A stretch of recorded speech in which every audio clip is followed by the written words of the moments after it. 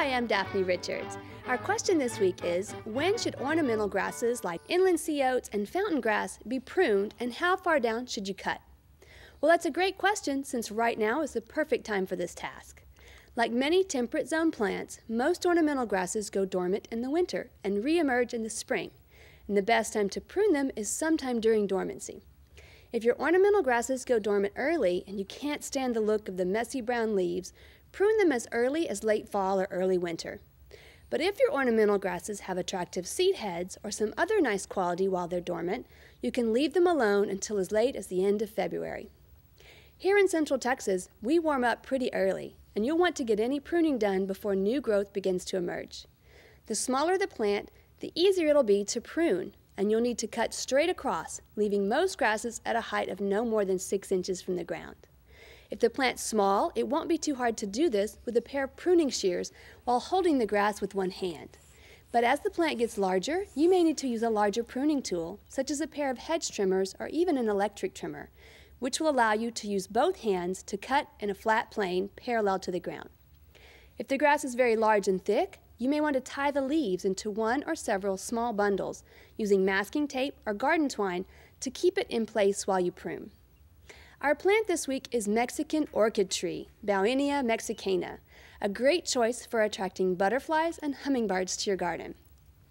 Mexican orchid tree is rather small for a tree, getting only 4 to 8 feet tall and spreading to as much as 6 feet wide.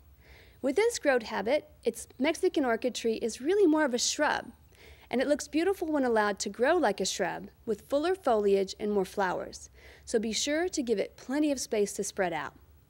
This plant can be a little frost tender, so place it in a protected spot near your home, in a southern exposure perhaps, where the walls of your house might radiate a few extra degrees of warmth during the winter.